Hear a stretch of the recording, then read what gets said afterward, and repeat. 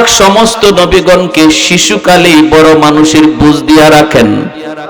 সব নবী যদিও তারা কুলের শিশু, কিন্তু বুঝ দিয়ে আল্লাহ পুরাপুরি বড় মানুষের। এজন্যই মুসা নবীরে ফেরাউনি কুলে নিছে। ফেরাউনে যে কুলে লইছে এটা মুসা নবী কুলতে কি বুঝে লইছে। এরপরে ফেরাউনে যখন চুমা দিতে যাইব এটাও বুঝে লইছে। মুসা নবী মনে মনে কয়, নাফরমান তুই তোর টুট দিয়া তুই তোরে খোদা কও, যেই টুট দিয়া তুই তোরে খোদা কও, এই নাপাক টুট দিয়া বুঝি আমি মুসা নবীর গালে চুমা দিবি? নাপাক টুট দিয়া বুঝি পাক গালে তুই লাগাবি? ইম্পসিবল। যেই মাত্র মুসা নবীর গালে চুমা দিতে যাবে, সাথে সাথে ওর কুলে থেকে তিনি গাল সরায় ফেলছেন। চুমা বাতাসও দিছে, বাতাসও। এরপরে মুসা নবী হের কুলো বইয়ে ফেরাউনের গালে একটা কষাইয়া চর বসায়া দিছেন। আল্লাহু আকবার। ফেরাউন চর খায়া কয়, আসিয়া! দৌড়ে আসছে বিবি। কিছে কিছে কয় না। ওই সময় কইছিলাম এই ফুলাটারে যে ফালতায় কও তোমার মায়া লাগছে, মায়া লাগছে। আমার ওই সময়ে জানি কিতা কিতা করছে। কিতা কই জ্যোতিষীরা কইছে না আমার রাজত্ব লয়ে যাবো এক পোলাইব না ইসরাইলের। এনে এই পোলাটা যে কোনটা এটাই তো খুঁজে পাইতেছি না। কত বাচ্চা মারলাম, কিন্তু জ্যোতিষীরা কয়, গণকরা কয় এখনো বুঝি হে জীবিতই, এখনো আস্তে আস্তে বড় হইতেছে। আমি মারি কই আর হে বারে কোন ভাই। আমি আটি একবার হেদি যে আর একবার কোন দিকে যে যাইতেছে এটাও বুঝতেছি না। শেষ পর্যন্ত আমার ঘর নিয়ে আইলো। এটা তো আমার সন্দেহ। এখন তো যা বুঝতেছি ইডেই হিডা। আসিয়া কেমনে বুঝলাই? আমি হারে চুমা দিতে যাইমো, চুমা লইছে না। এক নম্বর কথা, ইডেই শেষ না। এটা যদি শেষ হইতো তত ভালোই আছিল। এরপরে যে কামটা করছে, চোর মাইরে দিছে আমার গালে।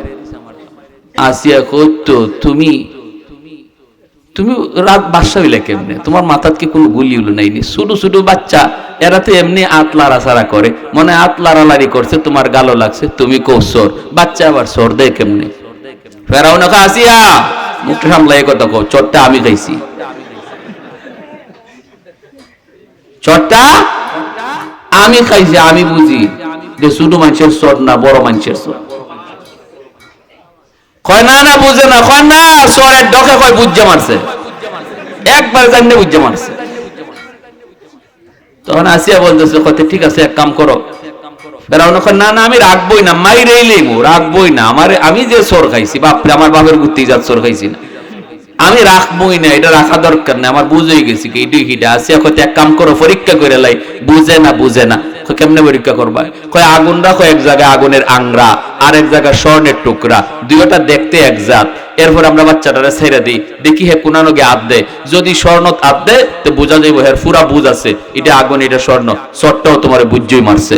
আর যদি দেখা যায় আগুন হাত দিয়া লাই, তখন বোঝা যাইব বুঝে না, হাত লাড়ালাড়ি করছে, তোমার গালো পড়ছে। বেড়ানো হয়তো বুদ্ধিটা তো ভালো হই।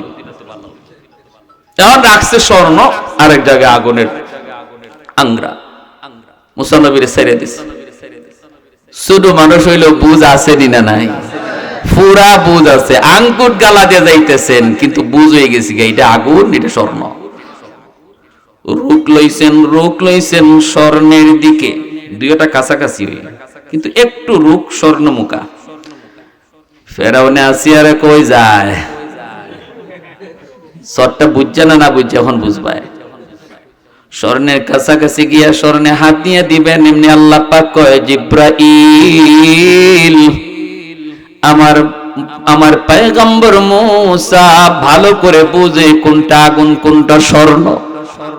কিন্তু এই মুহূর্তে যদি স্বর্ণে হাত দেয় বেড়া লাগি যাইব, কারণ আমি আল্লাহর কুদরতের খেলা মাত্র শুরু, এখানেই শেষ দিলে চলবে না। ফেরাউনের সাথে আমি আল্লাহর আরো কিছু খেলা আছে, এখানেই শেষ দেওয়া যাবে না। ও মুসারে মারতে চায় আর আমি আল্লাহ রাখতে চাই, ও মুসারে মারতে চায় আমি আল্লাহ রাখতে চাই, এটা হলো তার সাথে আমার চ্যালেঞ্জ।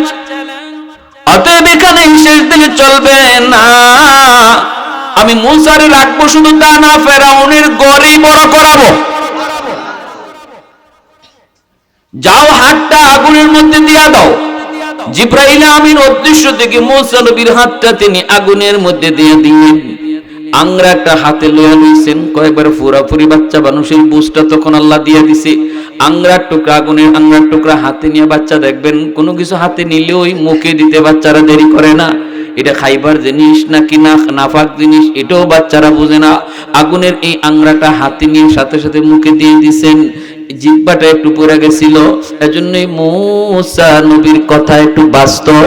দাওয়াত দেওয়ার ক্ষেত্রে তিনি বলেছেন, আল্লাহ আমার ভাই হারুনকে সাথে দিয়ে দাও, হুয়া আফসাহু মিন্নি, আমার ভাই হারুনের কথা বড় স্পষ্ট, মূসা নবীর কথা একটু বাস্তব। এমনি বিবি আসিয়া দৌড় দিয়ে আইয়া কোলে নিয়ে নিছেন, আগুনটা মুখ থেকে ফালাইয়া দিছেন, আর ফেরাউন একটা দিছেন ধমক। কইছিলাম নি বুঝে না অনইছিনি, ফুলাটার মুখ ফুটছে নি। ফেরাউন কয় বুঝলাম না কোনটা, সরের নমুনায় তো এটা কয় না। কুদরতের খেলা কার? আর একটু জোরে জোরে কোন, কুদরতের খেলা কার? আল্লাহ বলেন কুল, নবী গো আপনি বলুন, ইন কুনতুম তুহিব্বুনাল্লাহ, ও নবী আপনি বলুন, যদি তোমরা আল্লাহকে ভালোবাসতে চাও, ফাত্তাবিউনি, আমি নবীর অনুসরণ করো, ইউহিব্বুকুমুল্লাহ, যদি আমি নবীর অনুসরণ করো আল্লাহ তোমাদেরকে ভালোবাসবে, ওয়ায়াগফির লাকুম যুনুবাকুম, শুধু আল্লাহ পাক ভালোবাসবে এমন নয়, বরং আল্লাহ পাক তোমাদের গুনাহ সমূহ মাফ করে দিবে। আল্লাহু গফুরুর রহিম, আল্লাহ পাক শুধু ক্ষমা করে তা না, তিনি দয়া আর মায়ার সাথে তিনি ক্ষমা করে। সুবহানাল্লাহ, জোরে বলেন। কুল ইন কুনতুম তুহিব্বুনাল্লাহ,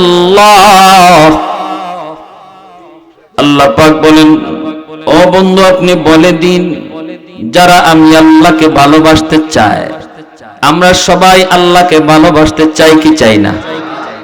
সবাই আল্লাহকে পাইতে চাই কি চাই না? এমন কোন মানুষ পাওয়া যাবে না যে মানুষটা বলবেন না আমার আল্লাহর দরকার নাই, এমন কি পাওয়া যাবে? বেনামাজি মানুষটাও বলবে আমার আল্লাহর দরকার, সুদখোর বলবে আল্লাহকে দরকার, ঘুষখোর বলবে আল্লাহকে দরকার, সবাই বলবে আমি আল্লাহকে চাই, আল্লাহকে চাই, আল্লাহকে চাই। কিন্তু কিভাবে আল্লাহকে পাওয়া যায়, কিভাবে কোন লাইনে কোন পথে হাঁটলে পরে আল্লাহকে পাওয়া যায়, এই পথটা তালাশে আমরা ভুল করি। কেউ সঠিক পথে আল্লাহকে তালাশ করে, কেউ বা ভুল পথে আল্লাহকে তালাশ করে, কেউ মাজারে গিয়েও আল্লাহকে তালাশ করে, ঠিক না? দয়াল বাবা খাজা বাবার দরবারে, ল্যাংটাসার দরবারে যে যায় এরও জিগান যদি কার লাগিয়ে আইসত কয় আল্লাহ পাওয়ার লাগি, এটা আল্লাহ পাওয়ার জায়গা? নিয়ত সময় আল্লাহকে পাওয়া, কিন্তু কোন লাইনে কোন পথে এই পথটা ভুল করি।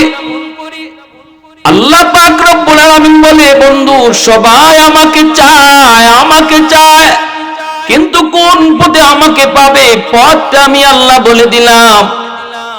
মন গড়া কোন পথে হাঁটলে আমি আল্লাহকে পাওয়া যায় না। আমাকে যদি পাইতে হয় বন্ধু তোমার পিছনে পিছনে হাঁটতে হবে। আল্লাহু আকবার। আল্লাহ বলেন বন্ধু তুমি বলে দাও তুমি যেই পথে হাঁটে আমি আল্লাহরে পাইছো, তোমার উম্মত যদি আমাকে পাইতে হয় তোমার পিছনে হাঁটতে হবে। তুমি যেই পথে হাঁটছো ওই পথে হাঁটলে আমাকে পাবে।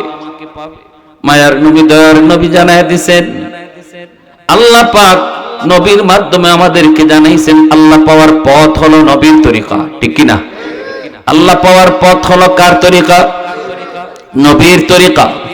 নবীর মতো যদি আমি চলি, নবীর মতো যদি ব্যবসা করি, নবীর মতো যদি লেনদেন করি, নবীর মতো যদি সামাজিক ভাবে চলি, নবীর মতো যদি আমার নমুনা ধরি, নবীর মতো যদি আমার সিরত ধরি, তাহলে আল্লাহ বলেন বন্ধু তুমি জানায় দাও এইভাবে যদি তোমার পিছনে পিছনে কেউ আমাকে পাওয়ার জন্য আসে, তারে জানায় দিও ইউহিব্বুকুমুল্লাহ, আমাকে তার পাওয়া লাগবে না, বরং আমি আল্লাহ তাকে খুঁজে তালাশ করব। সুবহানাল্লাহ।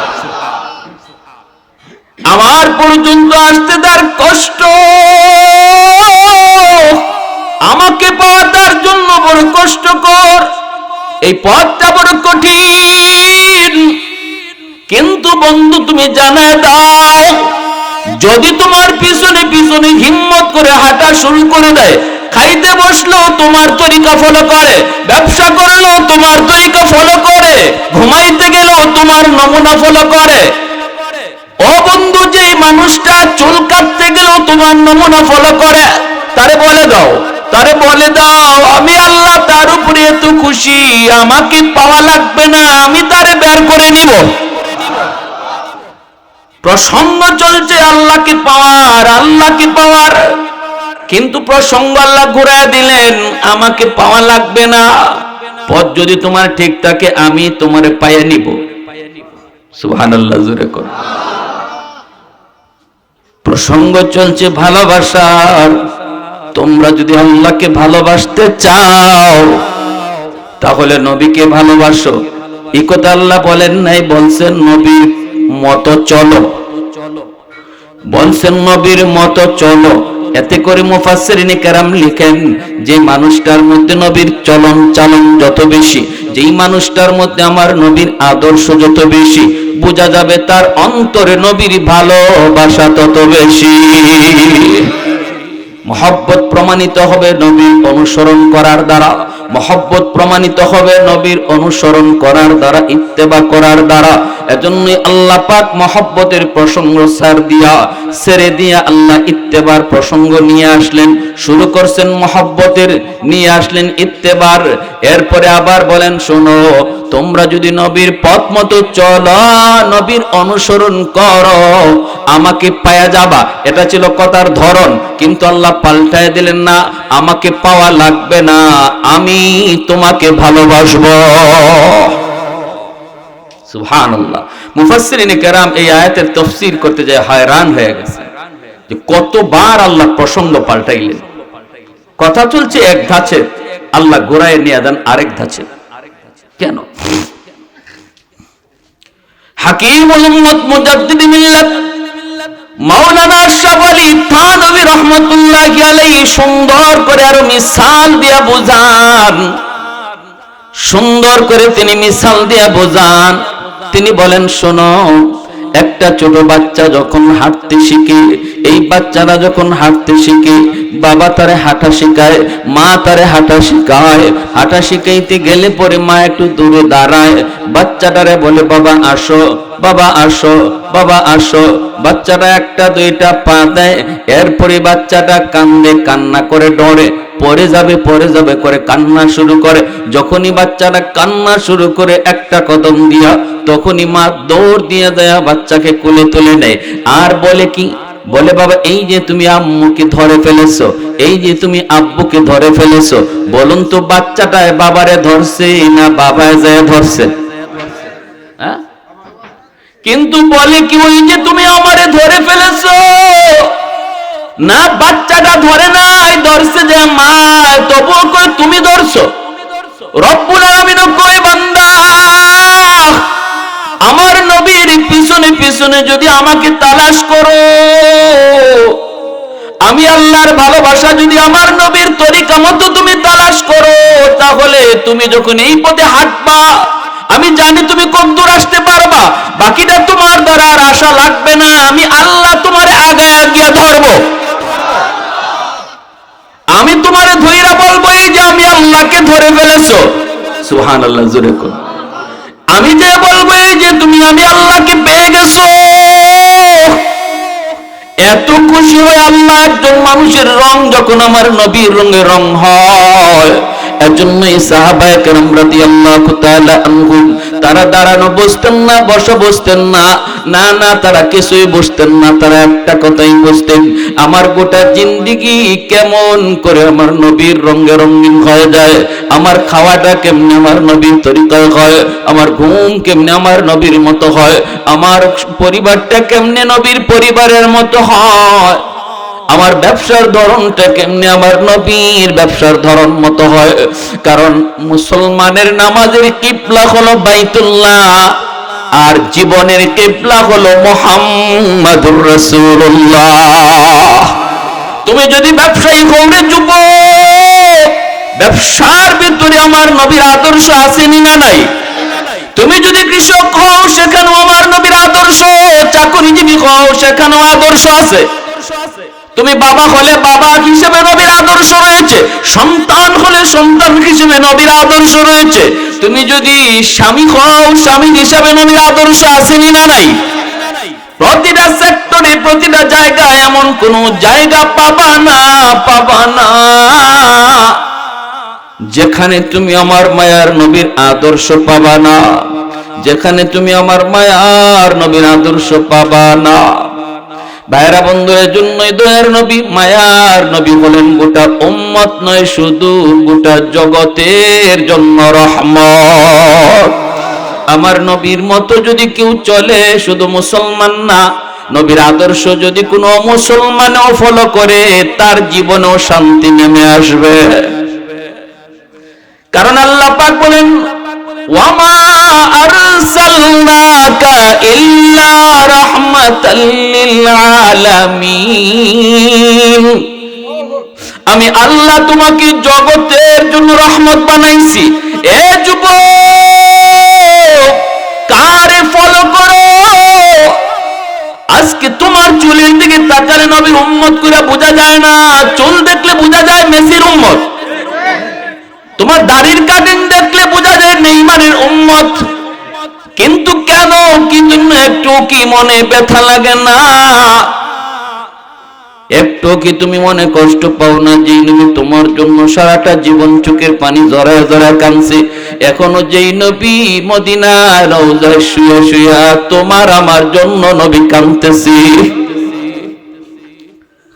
আল্লাহ পাক বলেন, বন্ধু তুমি জানায় দাও, তোমার মতো যে চলবে, এই পথে হাঁটবে, হাঁটতে যায় মাঝে মাঝে পড়ে যাবে, পড়ে গেলে পরে তার গায়ে কিছু ধুলাবালি লাগবে, তার জীবনে কিছু গুনাহ লাগবে, গুনাহ আমি আল্লাহ ওয়াগফির লাকুম যুনুবাকুম। ওই পথে হাঁটতে যায় যদি তার অসতর্ক অবস্থায় কিছু গুনাহ হয়ে যায়, কিন্তু তোমার অনুসরণের পথে হাঁটার কারণে আমি আল্লাহ তার গুনাহ মাফ করে দিব।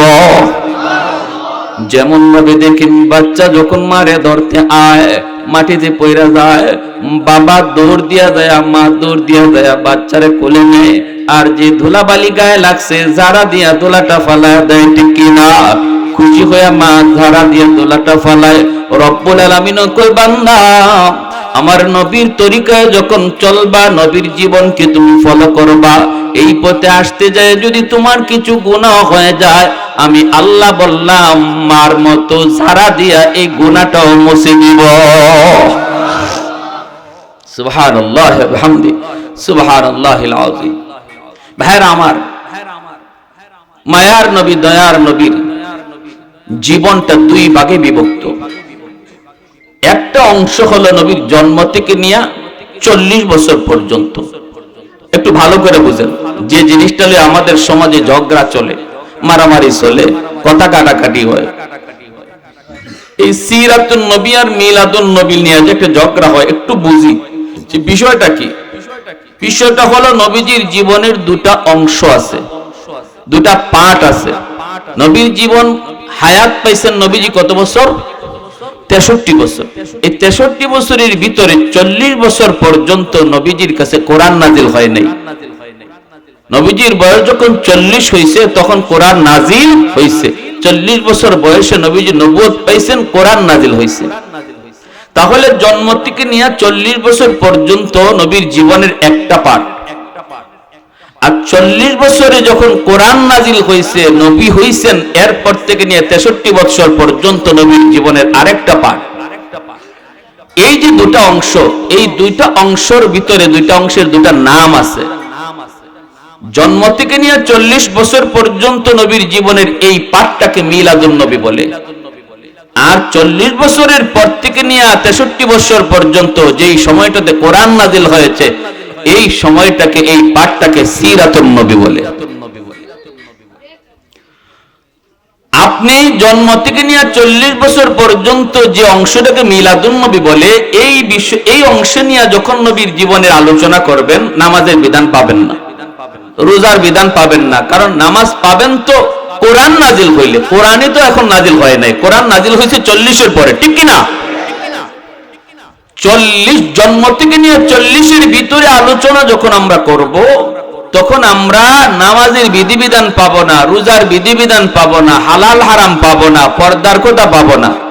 পাবো কি? আমার নবীর জীবনের অনেক অলৌকিক ঘটনার কথা পাবো, যেই ঘটনাগুলি শুনলেও সওয়াব, শুনাইলেও সওয়াব। খালি না, নফল বন্দেগীর সওয়াব।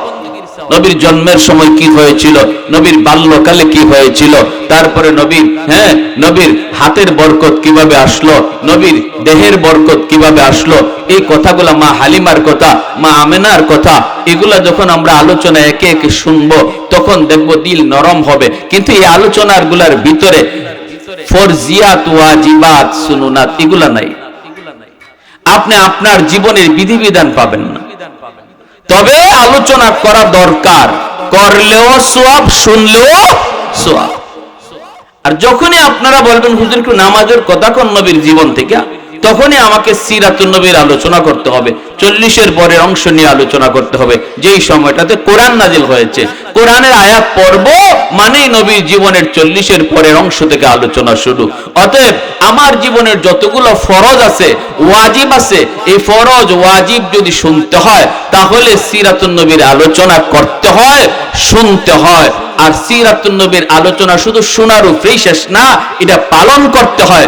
এর মধ্যে অনেক কথা পালনীয়। নামাজের আলোচনা শুনলাম কিন্তু পালন করলাম না, লাভ হইব?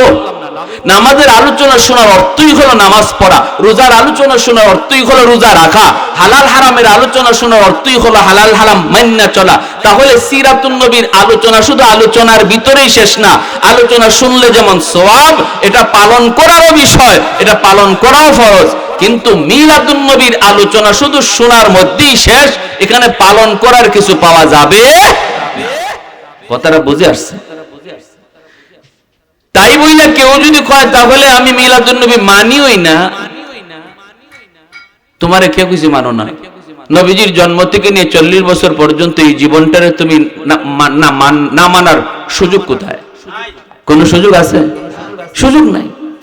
জন্ম থেকে নিয়ে 40 বছর পর্যন্ত নবীর জীবনের অংশটাকে তুমি বাদ দিবা কেমন করে? বাদ দেওয়ার তো সুযোগ নাই, অবশ্যই মানতে হবে। তবে মিলাদুন নবী পালনীয় নয়, পালনীয় হলো সিরাতুন নবী, ঠিক কিনা? সিরাতুন নবী পালন করার বিষয়, আর মিলাদুন নবী আলোচনা করার বিষয়। এতটুকু বুঝ যদি আমাদের ভিতরে থাকতো, তাহলে আমরা লাঠি সুটা লইয়া মাথা ফাটাফাটি করতাম না, ঠিক কিনা? যারা কয় আমি মিলাদুন নবী মানি, সিরাতুন নবী মানি না, তাইলে এর জীবনে নামাজই নাই, এর জীবনে রোজাই পাইবো না, হজও পাইবো না, যাকাতও পাইবো না। সিরাতুন নবী না মানলে তুমি রোজা পাইবা করতে গিয়ে, নামাজ পাইবা করতে গিয়ে? নামাজ পাইতে হলে তো সিরাতুন নবী মানতে হবে, কারণ নবীর 40 বছরের পরে কোরআন নাজিল হয়েছে, আর এই অংশকে সিরাতুন নবী বলে। অতএব যে বলবে আমি মিলাদুন নবী মানি, সিরাতুন নবী মানি না, তার জীবনে সে নামাজ খুঁজেই পাইবো না। কথাটা বুঝে আসছেনি ভাই? নামাজের আলোচনাই পাইবো না। আমার ভাইরা, বন্ধুরা, যুবক, দ্বীনের নবী, মায়ার নবী মিলাদুন নবীর পাঠ থেকে একটু কথাগুলি শোনাই। দয়ার নবী, মায়ার নবীর জন্মের পর মক্কার পাশের এলাকা থেকে অনেক মহিলা এসেছে মক্কায়, সন্তান তারা টাকার বিনিময়ে নিয়ে যাবে। এই মহিলাদের মধ্যে মায়ার নবীর দুধ মা হালিমা সাদিয়া রাদিয়াল্লাহু তাআলা আনহা, তিনিও স্বামীকে নিয়ে তিনি এসেছেন, কিন্তু দুর্বল একটা উট, ওই দুর্বল উট নিয়ে তিনি রওনা দিয়েছেন।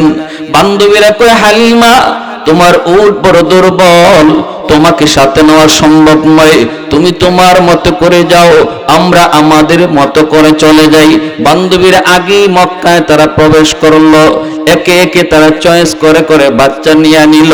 কিন্তু আমার মায়ার নবী, দয়ার নবীর দরবারে যখন যায়, মা আমিনার ঘরের সামনে যখন দাঁড়ায়, দাঁড়ায় যখনই কয় বাচ্চা আসেনি, নবীজির মা ভিতর থেকে বলেন বাচ্চা আছে, মহিলারা কয় বাবা আসেনি। আল্লাহর নবীর মা মুখটা তখন মলিন হয়ে যায়, চোখ দিয়ে পানি আসে। তিনি বলেন না, আমার মুহাম্মদের বাবা নাই, আমার আহমদের বাবা নাই। এতিম এতিম শোনা মাত্রই মহিলাগুলি চলে যায়। এরা মনে মনে ভাবে বাবা নাই, টাকা মিলবে না, টাকা পাবো না, অতএব এতিম বাচ্চা নিব না, এই মনে করে মহিলাগুলি চলে গেল। বলুন তো এরা লাভ করলো না লস করলো? হ্যাঁ, আজকে যদি বাংলাদেশের কোন মুসলমানদের জিজ্ঞেস করা হয় ওই মহিলাগুলির নাম কি, বাংলাদেশের কোন মুসলমান তো নাম পাবেই না।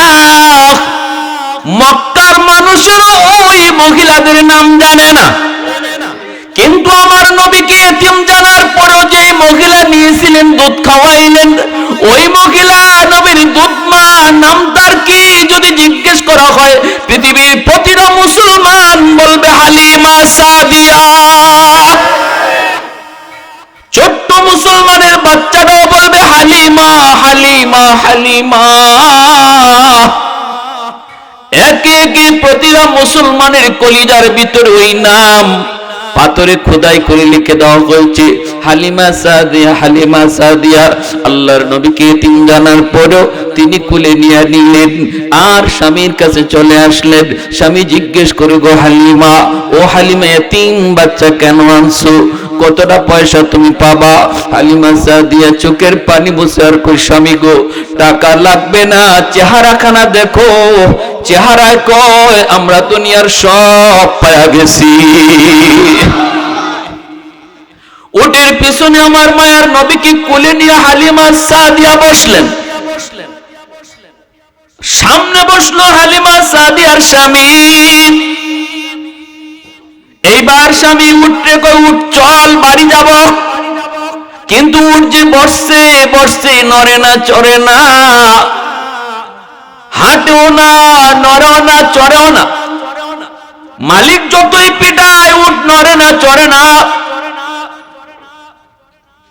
খাসাইসুল কুবরা নামক কিতাবের ভিতরে লিখেন, সাথে সাথে উট আল্লাহর কাছে জবান চায়, মালিক, মানুষকে জবান দিয়েছ, আমি উটকে তুমি জবান দাও নাই, এটা তোমার ইচ্ছা মালিক, আমি এতে খুশি। কিন্তু আল্লাহ, এই মুহূর্তে আমি উটের জবান তুমি খুলে দাও। আমি আমার মালিককে একটু বোঝাতে চাই, কেন আমি হাঁটি না, কেন আমি উঠি না, একটু আমার মালিকের সাথে কথা বলতে চাই। ও আসমানের মালিক, জমিনের মালিক, কায়নাতের মালিক, তুমি একটু আমি উটের জবান খুলে দাও। আল্লাহ পাক রব্বুল আলামিন চাইলে উটের জবান আল্লাহ দিতে পারে কি পারে না? আমার আপনার কথা বলার ক্ষমতা দিছে কে? আর রহমান আল্লামাল কুরআন খালাকাল ইনসান আল্লামাহুল বায়ান। কথা বলার শক্তি দেয় কে? আল্লাহ চাইলে উটের জবান আল্লাহ খুলে দিতে পারে। সাথে সাথে আল্লাহ উটের জবান আল্লাহ খুলে দিলেন। মুহূর্তের ভিতরে উটের জবান খুলে গেল।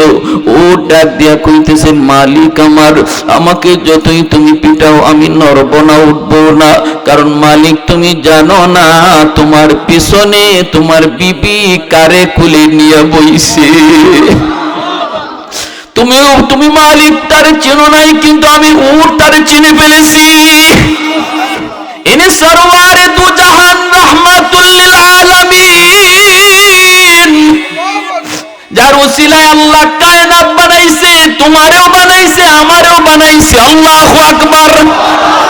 ওই রহমতের নবী সরওয়ারে দু জাহান, সরকারে দু জাহান যদি তোমার পিছনে বসে আর তুমি যদি সামনে বসো, বেয়াদবি হয়। আমার মায়ার নবীর সামনে বসো, আমাকে মারা লাগবে না, আঘাত করা লাগবে না, আমি উট অটোমেটিক দৌড়াইতে থাকবো। সুবহানাল্লাহ, জোরে বলেন। সাথে সাথে হালিমা সাদিয়ার স্বামী কই, বিবি গো, ও বিবি তুমি কারে কোলে নিয়ে আইছো গো বিবি, ও বিবি তাড়াতাড়ি তুমি সামনে আসো। হালিমা সাদিয়া আমার মায়ার নবী রহমতের নবীকে কোলে নিয়া উটের সামনে চলে আসলেন, আর স্বামী পিছনে চলে গেলেন।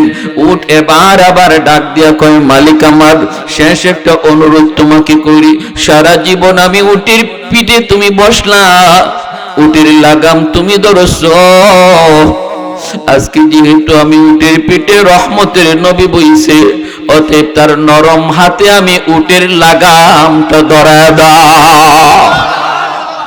কৌনৈন মুখতার খুদা তুমকো বানায়া,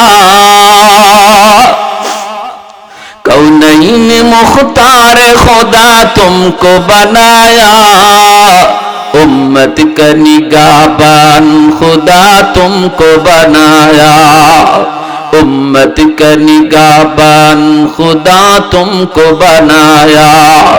मौला मेरा आका मेरा रहमत की नबी है, तजदार मदीना है तो माहे अरबी है, तजदार मदीना है तो माहे अरबी है।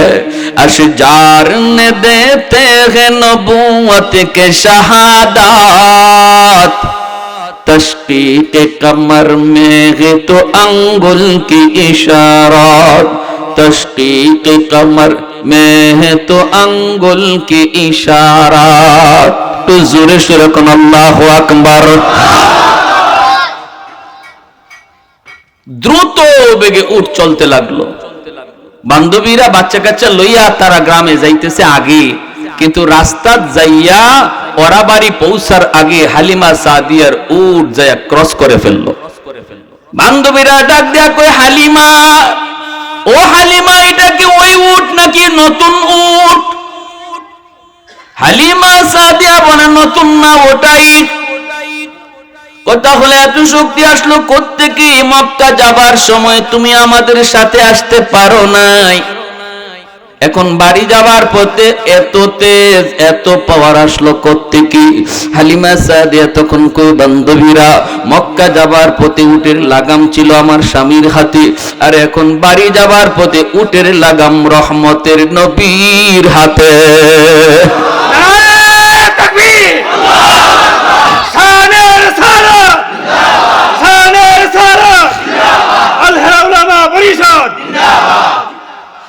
এত বরকত, এত বরকত, আমার নবীর হাত যেখানে লাগছে এখানেই বরকত চলে এসেছে, ঠিক না?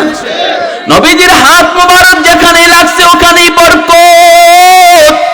আল্লাহ পাক কয়, হালিমার ঘর, এতদিন ছিল তুমি হালিমার ঘর, এখন থেকে আর হালিমার ঘর না, আমার বন্ধুর ঘর।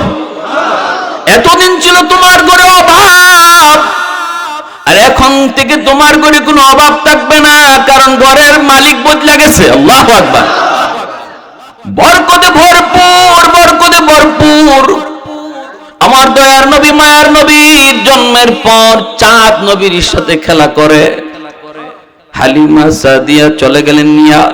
এইদিকে ওই মহিলারা যখন এতিম বইলা বইলা নিত না, নবীজির মা তখন কাঁদতেন, চোখের পানি ধরায় কাঁদতেন, আর বলতেন, মালিক, আজ আমার সন্তানের বাবা নেই বিধায় কোনো মহিলা আমার সন্তান নিতে চায় না, নিতে চায় না।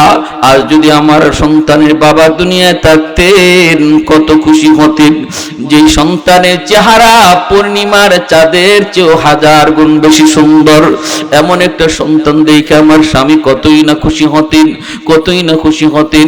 আজ আমার সন্তানকে পায়ে তিনি কোলে নিতেন, চুমু খাইতেন, আদর করতেন, খেলার সাথী হইতেন। এই বইলা নবীজির মা আমেনা তিনি কান্দেন। আল্লাহ পাক তার অন্তরে ইলহাম করে দিলেন, ওগো আমেনা, আমেনা, তুমি মুহাম্মদের মা, কিন্তু এতটুকুই তোমার তার পরিচয় নয়, মুহাম্মদ আমি আল্লাহর বন্ধু, এটাও বড় পরিচয়। অতএব আমার বন্ধু কার সাথে খেলবে এটা আমি আল্লাহ বুঝবো। সুবহানাল্লাহ। কেন জন্মের আগে বাবা নিয়ে গেছি এটাও আমি আল্লাহ বুঝি। সুবহানাল্লাহ জোরে বল। কারণ আমার বন্ধুর জীবনে বদরের ময়দান আসবে, আমার বন্ধুর জীবনে উহুদের ময়দান আসবে, আমার বন্ধুর জীবনে শিয়াবে আবি তালিব আসবে, আমার বন্ধুর জীবনে এমন অসংখ্য অগণিত দুঃখের কাহিনী আর ঘটনা আসবে। ওই জায়গায় বাবা আসবে না, ওই জায়গায় চাচা সাহায্যের জন্য আসবে না, ওই জায়গায় কাউকে সাহায্যের জন্য পাবে না, পাবে শুধু আমি আল্লাহকে। আল্লাহু আকবার। অতএব জন্মের পর আমার বন্ধু আব্বা তুইয়া ডাক দিতে আমি আল্লাহ চাই না, জন্মের পরই তার মুখ থেকে আমি আল্লাহর নাম বের হোক, আল্লাহ। আমার বন্ধু যখন খেলার সাথী চাইবে, চাঁদকে আমি তার খেলার সঙ্গী বানায় দিব। আমার বন্ধু যখন খেলার সাথী চাইবে, সূর্যকে তার খেলার সঙ্গী বানায় দিব। আমার বন্ধু যখন ঘুরতে যাবে, আমি আল্লাহ তার ঐতিহাসিক মেরাজের ভ্রমণ করাবো। বন্ধু যখন ঘুমাতে যাবে, আমি আল্লাহ আমার ঘরখানায় কাবার ছায়ায় ঘুম পাড়াবো। সুবহানাল্লাহ। এজন্যই তো নবীর চাচা হযরত আব্বাস রাদিয়াল্লাহু তাআলা আনহু নবীকে বলেন, ভাতিজা, শিশুকালের একটা ঘটনা আমি আজও বলতে পারি না রে ভাতিজা, একটু বলবানি বলবানি। নবী কয়, চাচা কি ঘটনা? হযরত আব্বাস রাদিয়াল্লাহু তাআলা আনহু বলেন, ভাতিজা, আমি তোমার একদিন দেখতে গেলাম, তুমি তখন কুলের শিশু, পূর্ণিমার চাঁদের নিচে তোমার মা তোমাকে শোয়ায় রাখলো, এই অবস্থায় আমি গেলাম তোমাকে দেখতে। যায় দেখি ভাতিজা তুমি হালকা হালকা কান্না করো বাচ্চাদের মতো, আর হাত পা গুলি এইভাবে নাড়াইতেছো। আমি দূর থেকে তাকায় দেখি তোমার হাতের তালে তালে আকাশের পূর্ণিমার চাঁদও নাচতেছে, হাত পায়ের তালে তালে চাঁদ নাচে। আল্লাহু আকবার। ও ভাতিজা, আমি ওই দিন দৃশ্য নিজের চোখে দেখেছি, নিজের চোখে দেখেছি। তুমি শিশু, এজন্য কারো কাছ থেকে এর সমাধান পাওয়ার কোনো সুযোগ আমার ছিল না। তোমাকে কেমন করে জিগাবো আর কেমন করে জবাব পাবো? আজ তো তুমি বহুত বড় নবী, বলবানি ওই দিন কি আমি দেখেছিলাম। এই কথা বলতে মায়ার নবী, আমার আপনার নবী মুস্কি হাসেন। নবী বলেন, চাচা গো, ওই দিনের ঘটনা পুরাপুরি আমার ইয়াদ আছে। সুবহানাল্লাহ। আরো জোরে, আরো জোরে। ওই দিনের ঘটনা আমার পুরাপুরি ইয়াদ আছে, পুরাপুরি ইয়াদ আছে। আল্লাহ পাক সমস্ত নবীগণকে শিশুকালেই বড় মানুষের বুঝ দিয়া রাখেন। সব নবী, যদিও তারা কুলের শিশু, কিন্তু বুঝ দিয়ে আল্লাহ পুরাপুরি বড় মানুষের। এজন্যই মুসা নবীরে ফেরাউনি কুলে নিছে। ফেরাউনে যে কুলে লইছে, এটা মুসা নবী কুলতে কি বুঝে লইছে। এরপরে ফেরাউনে যখন চুমা দিতে যাইব, এটাও বুঝে লইছে। মুসা নবী মনে মনে কয়, নাফরমান, তুই তোর টুট দিয়া তুই তোরে খোদা কও, যে টুট দিয়া তুই তোরে খোদা কও, এই নাপাক টুট দিয়া বুঝি আমি মুসা নবীর গালে চুমা দিবি? নাপাক টুট দিয়া বুঝি পাক গালে তুই লাগাবি? ইম্পসিবল। যেই মাত্র মুসা নবীর গালে চুমা দিতে যাবে, সাথে সাথে ওর কুলে থেকে তিনি গাল সরায় ফেলছেন। চুমা বাতাসও দিছে, বাতাসও। এরপরে মুসা নবী হের কুলো বইয়ে ফেরাউনের গালে একটা কষাইয়া চর বসায় দিছেন। আল্লাহু আকবার। ফেরাউন চর খায়া কয়, আসিয়া! দৌড়ে আসছে বিবি। কিছে কিছে কয় না। ওই সময় কইছিলাম, এই ফুলাটারে যে ফালতায় কও তোমার মায়া লাগছে, মায়া লাগছে। আমার ওই সময়ে জানি কিতা কিতা করছে। কিতা কই? জ্যোতিষীরা কইছে না, আমার রাজত্ব লয়ে যাবো এক পোলায় বনে ইসরায়েলের। এনে এই পোলাটা যে কোনটা, এটাই তো খুঁজে পাইতেছি না। কত বাচ্চা মারলাম, কিন্তু জ্যোতিষীরা কয়, গণকরা কয়, এখনো বুঝি হে জীবিতই, এখনো আস্তে আস্তে বড় হইতেছে। আমি মারি কই আর হে বারে কোন ভাই? আমি আর কি একবার হেদি যে আর একবার কোন দিকে যে যাইতেছে এটাও বুঝতেছি না। শেষ পর্যন্ত আমার গরনি আইলো, এটা তো আমার সন্দেহ। এখন তো যা বুঝতেছি ইডেই হিডা আসিয়া কেমনে বুঝলায়? আমি হারে চুমা দিতে যাইমো, চুমা লইছে না। এক নম্বর কথা, ইডেই শেষ না। এটা যদি শেষ হইতো তত ভালোই আছিল। এরপরে যে কামটা করছে, চোর মাইরে দিছে আমার গালে। আসিয়া কইতো, তুমি তুমি রাত বাসা হইলে কেমনে? তোমার মাথাত কি কোনো গুলি হলো নাইনি? ছোট ছোট বাচ্চা, এরা তো এমনি আত লাড়াছাড়া করে, মনে আত লাড়ালাড়ি করছে, তোমার গালো লাগছে, তুমি কো চোর। বাচ্চা আবার চোর দেয় কেমনে? ফেরাউন আসিয়া মুখটা সামলাই কথা কো, চটটা আমি খাইছি, চটটা আমি খাইছি, আমি বুঝি যে ছোট মানুষের চট না বড় মানুষের চট। কয় না না বুঝে না, কয় না চরের ডকে কয় বুঝে মারছে, একবার জানলে বুঝে মারছে। তখন আসিয়া বলতেছে কত ঠিক আছে এক কাম করো। ফেরাউন কয় না না আমি রাখবোই না, মাইরেই লইবো, রাখবোই না, আমি যে চোর খাইছি, বাপরে আমার বাপের গুত্তি জাত চোর খাইছি না, আমি রাখবোই না, এটা রাখা দরকার না, আমার বুঝেই গেছি কি এটি হিটা। আসিয়া কত এক কাম করো পরীক্ষা করে লাই, বুঝে না বুঝে না। কেমনে পরীক্ষা করবা? কয় আগুন রাখো এক জায়গায় আগুনের আংরা, আর এক জায়গায় স্বর্ণের টুকরা, দুইটা দেখতে এক জাত। এরপর আমরা বাচ্চাটারে ছেড়ে দিই, দেখি হে কোনানো গে হাত দেয়, যদি স্বর্ণ হাত দেয় তো বোঝা যাইব হের পুরা বুঝ আছে, এটা আগুন এটা স্বর্ণ, চটটাও তোমার বুঝই মারছে। আর যদি দেখা যায় আগুন হাত দিয়ালায় তখন বোঝা যাইব বুঝে না, হাত লাড়ালাড়ি করছে, তোমার গালো পড়ছে। ফেরাউন হইতে বুদ্ধিটা তো ভালো হই। এখন রাখছে স্বর্ণ, আরেক জায়গায় আগুনের আংরা, মুসা নবীর ছেড়ে দিছে। শুধু মানুষ হইল বুঝ আছে না নাই, পুরা বুঝ আছে, আঙ্কুট গালা দিয়ে যাইতেছেন কিন্তু বুঝ হয়ে গেছে এটা আগুন এটা স্বর্ণ। রুক লইছেন স্বর্ণের দিকে, দুইটা কাছাকাছি হই কিন্তু একটু রুক স্বর্ণ মুখা। ফেরাউনে আসিয়ারে কই যায়, সরটা বুঝছে না বুঝছে, এখন বুঝবায়। স্বর্ণের কাছাকাছি গিয়া স্বর্ণে হাত দিয়ে দিবেন, এমনি আল্লাহ পাক কয় জিব্রাইল আমার পয়গম্বর মুসা ভালো করে বুঝে কোনটা আগুন কোনটা স্বর্ণ, কিন্তু এই মুহূর্তে যদি স্বর্ণে হাত দেয় বেড়া লাগি যাইব, কারণ আমি আল্লাহর কুদরতের খেলা মাত্র শুরু, এখানেই শেষ দিলে চলবে না। ফেরাউনের সাথে আমি আল্লাহর আরো কিছু খেলা আছে, এখানেই শেষ দেওয়া যাবে না। ও মুসার মারতে চায় আর আমি আল্লাহ রাখতে চাই, ও মুসার মারতে চায় আমি আল্লাহ রাখতে চাই, এটা হলো তার সাথে আমার চ্যালেঞ্জ। অতএব এখানেই শেষ দিলে চলবে না, আমি মুসারে রাখবো, শুধু তা না ফেরাউনের গড়ই বড় করাবো। যাও হাতটা আগুনের মধ্যে দিয়া দাও। জিব্রাইল আমিন অদৃশ্য থেকে মুসা নবীর হাতটা তিনি আগুনের মধ্যে দিয়ে দিলেন। আংরাটা হাতে লইয়া লইছেন, কয়েকবার পুরাপুরি বাচ্চা মানুষের বুঝটা তখন আল্লাহ দিয়ে দিছে। আংরার টুকরা, আগুনের আংরার টুকরা হাতে নিয়ে বাচ্চা দেখবেন কোনো কিছু হাতে নিলে ওই মুখে দিতে বাচ্চারা দেরি করে না, এটা খাইবার জিনিস নাকি না নাফাক জিনিস এটাও বাচ্চারা বুঝে না। আগুনের এই আংরাটা হাতে নিয়ে সাথে সাথে মুখে দিয়ে দিছেন, জিহ্বাটা একটু পড়ে গেছিল, এজন্যই মুসা নবীর কথা একটু বাস্তব। দাওয়াত দেওয়ার ক্ষেত্রে তিনি বলেছেন আল্লাহ আমার ভাই হারুনকে সাথে দিয়ে দাও, হুয়া আফসাহু মিন্নি, আমার ভাই হারুনের কথা বড় স্পষ্ট, মুসা নবীর কথা একটু বাস্তব। এমনি বিবি আসিয়া দৌড় দিয়ে আইয়া কোলে নিয়ে নিছেন, আগুনটা মুখ থেকে ফালায় দিছেন, আর ফেরাউনটা একটা দিছেন ধমক। কইছিলাম নি বুঝে না, অনইছিনি ফুলাটার মুখ ফুটছে নি। ফেরাউনে কয় বুঝলাম না কোনটা, সরের নমুনায় তো এটা কয় না। কুদরতের খেলা কার? আর একটু জোরে জোরে কোন, কুদরতের খেলা কার? এজন্য আমার আপনার নবী কই চাচা আমার ফোন মনে আছে? কই কি?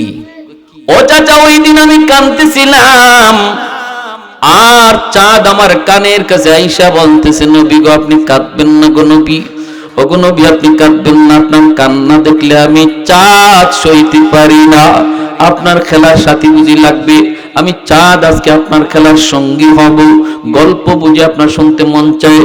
হুয়া ইউহাকিনি ওয়া ইয়ামনাউনি আনিল বুকা ওয়া ইউনাজিনি ওয়া ইউহাকিনি ওয়া ইয়ামনাউনি আনিল বুকা, আমাকে চাঁদ আমার কানে কানে আইসা অনেকগুলি গল্প শোনাইছে, আমার খেলার সাথী হইছে যেন আমি না কাঁদি। সুবহানাল্লাহ। ভাইয়ারা বন্ধুরা জন্য বলতেছিলাম মায়ার নবীর দয়ার নবীর এই জীবনীগুলি এই অংশ থেকে যদি আলোচনা করি ঘন্টার ঘন্টা আলোচনা শোনানো যাবে, কিন্তু যদি বলেন বিধি বিধানের কথা বলেন, নামাজের কথা বলেন, হালাল হারামের কথা বলেন, তখন এই অংশে আমরা পাবো না। সাথে সাথে আলোচনা করতে হবে মায়ার নবীর সিরাতুন নবী অংশ থেকে। বুঝে আসছেনি ভাই? সিরাতুন নবীর অংশ থেকে আলোচনা করতে হবে। সেখানে যে আমরা পেয়ে যাব হালাল হারামের বিধিবিধান। মায়ার নবী রহমতের নবী হিজরত করবেন, আলী রাদিয়াল্লাহু তাআলা আনহু ওই সিরাতুন নবীর আলোচনা। নবী বলেন, আলী আমার বিছনায় ঘুমাও, দুশমন চতুর্দিকে ঘেরাও করে রাখছে, আমি মদিনায় হিজরত করব। ইয়া রাসূলুল্লাহ, আমি কেন থাকবো?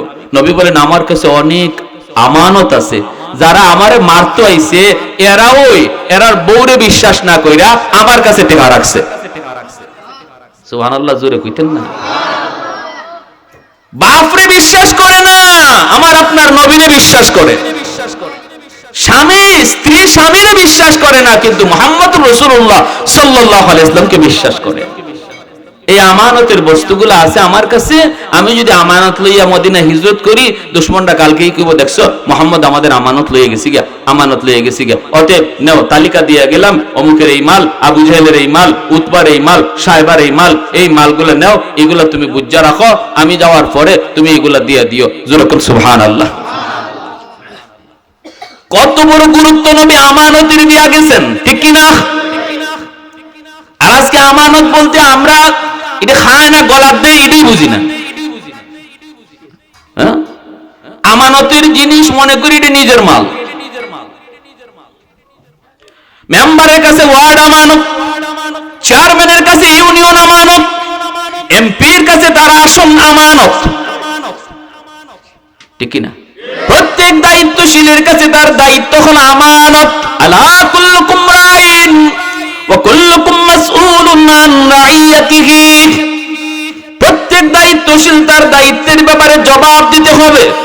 মায়া নবী বিপজ্জনক হালত, যারা মারতে আসলো ঘর ঘেরাও করা, এমন অবস্থায় মায়ার নবী তাদের রেখে যাওয়া আমানতগুলি লইয়া নবী যান নাই, রেখে দিয়া গেছেন, দুনিয়ার মানুষের সবক দিয়া গেছেন, ঠিক কি না?